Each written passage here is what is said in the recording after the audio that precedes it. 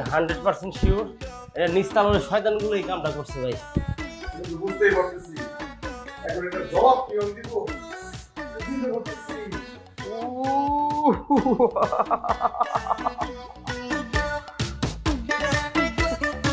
তো ব্যথা কি বেশি করতেছে? হালকা করে একটু চুলকে দেই তোরে। চুলকে দিবি মানে? ওই বাট আমার ওই জায়গা তুই কেমনে চুলকাবি? ফাইজলামি করস?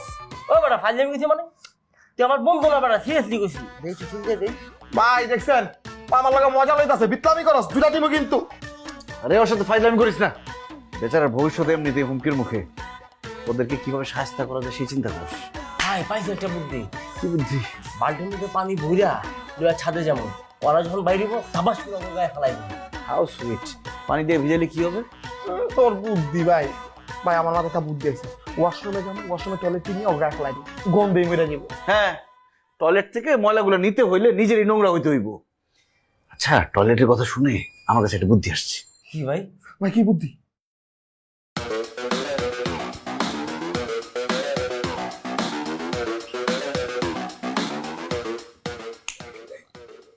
ডান ডান ডান। বন্ধ।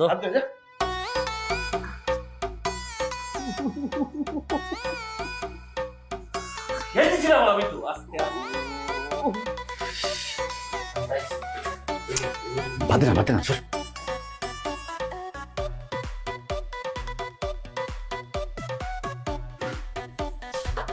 কেউ গেছে? ভাই ঝামেলা গেছে না? সন্দেহ করে নাই তো?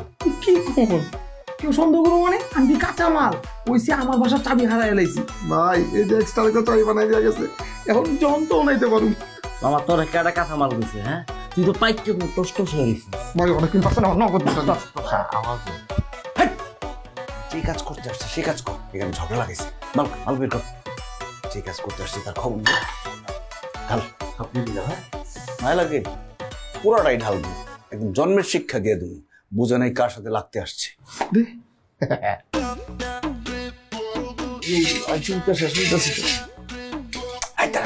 মিশাইনি।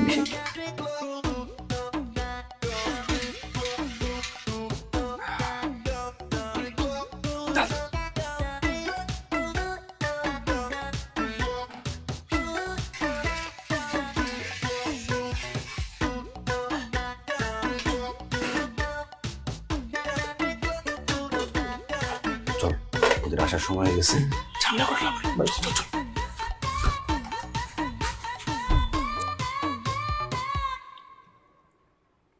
ও বুয়ার কি হয়েছে আজকে? সব খাবার তো তিতা লাগতেছে কেন? কই, আমার তো ঠিকই লাগতেছে। তোর কাছে কিভাবে লাগবে? তোর কি খাবারের প্রতি কোনো মনোযোগ আছে?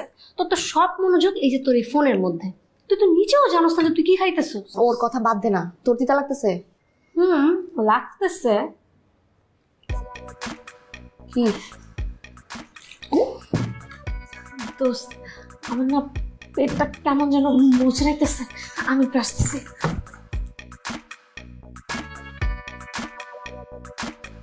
তুই খা। ওর তোর আবার কি হলো? তুই খা, আসতেছি। ছি, কি যে একটা না খাওয়ার মতো নষ্ট করবে।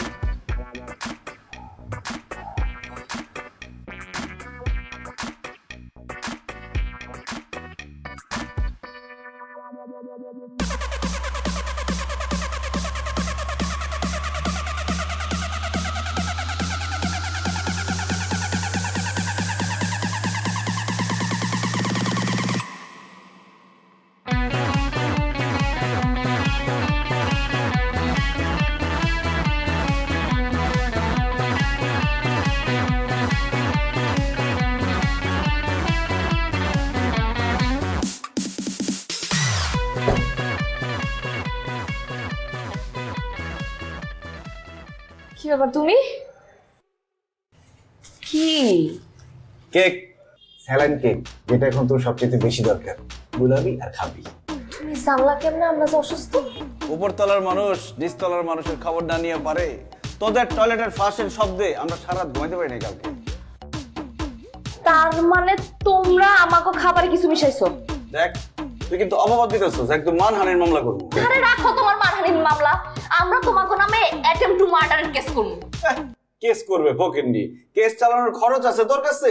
তুই যে কাজ করস তুই তো নিজে খাবি মামলা, 2 দিন পরে জেলে থাকবি। হ্যাঁ আমি থাকবো জেলে, আর তুমি কি রাজপ্রাসাদে বসে বসে হাওয়া খাইবা? খাওয়া খাই না কি করিস সেটা তোর জানা দরকার। তোর এখন সবচেয়ে বেশি দরকার স্যালাইন। এটা খা, খেয়ে আমাদের একটু উদ্ধার কর। স্যালাইন দিতে আসছো না? তুমি যে আমার বাসায় চুরি করে ঢুকছো এই কারণেই তো আমি লাখ লাখ টাকার জিনিস খুঁজে পাইতেছি না। আর কিছু না হোক তোমার নামে আমি চুরির মামলা তো ঠিকই দিতে পারি। ওরে লাখপতি, মনে হয় যে ঘরের মধ্যে লাখ লাখ টাকা রেখে গেছে। ফকিন্ডি, তুই যে মামলা করবি করতে পারস, কিন্তু প্রমাণ করতে পারবি না, কারণ কোনো সিসিটিভি নাই এখানে। একটা জিনিস প্রমাণ করতে পারবি, সেটা হচ্ছে আমি রোগী দেখতে আসছি স্যালাইন নিয়ে, কারণ এটা অনেকে দেখছি। সাবধান করে দিচ্ছি, এই নে স্যালাইন খা, কাজে দিবি। গেলাম।